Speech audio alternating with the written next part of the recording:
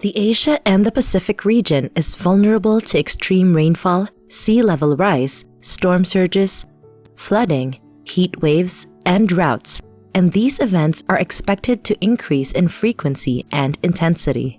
These risks are compounded by biological hazards such as pandemics and geological hazards such as earthquakes and volcanic eruptions. These challenges are increasing the pressure already on urban areas in a region seeing rapid but unmanaged urbanization. As of 2020, 2.37 billion people, or 30% of the entire world's population, live in urban settlements across Asia and the Pacific, including migrants displaced due to climate change and pursuing better livelihood opportunities. Approximately 1/3 of urban dwellers live in slums and informal settlements, as the region has the largest concentration of the urban poor across the world. The heavy concentration of people, infrastructure, and economic activities have made cities hotspots for climate-induced disasters. Many of the urban poor are likely to engage in the informal economy, where income is limited and safety nets are lacking. They also often have inadequate housing and access to basic services, and are susceptible to climate-related hazards. All these situations affect the capacities of the urban poor to respond to shocks and stresses, making it more difficult for them to get out of poverty.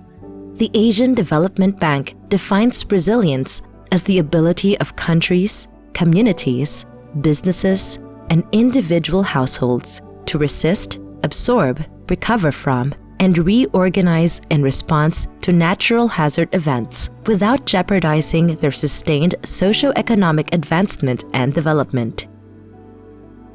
In the context of urban resilience, this means the capacity of cities to function so that people, particularly the poor and vulnerable individuals, survive and thrive no matter what stresses or shocks, whether direct or indirect, they encounter.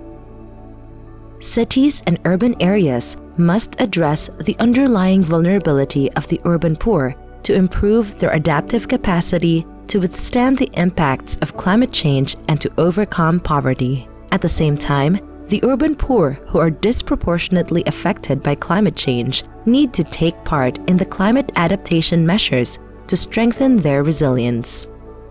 Doing so will not only unlock cities' full potential, but also reduce the cost of disaster response and recovery by preventing hazards from becoming catastrophes. Complementary and integrated actions need to be implemented at different levels, household, community, and city levels over a period of time to build the resilience of the urban poor. This 6-video series will serve as an introduction on building the resilience of the urban poor. Video 1 shows why it is important to build the resilience of the urban poor. Video 2 discusses the guiding principles and approaches. Videos 3 to 5 show how the resilience of the urban poor can be strengthened at the household, community, and city levels.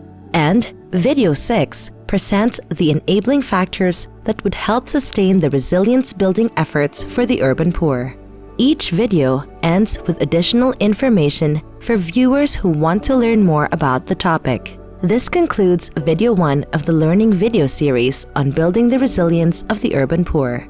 In this video, you learned that climate change is increasing the vulnerability of the urban poor in cities across Asia and the Pacific, why it's important and urgent to invest in building the resilience of the urban poor, what urban poor resilience means in the context of climate risk, the contents of this 6-video learning series.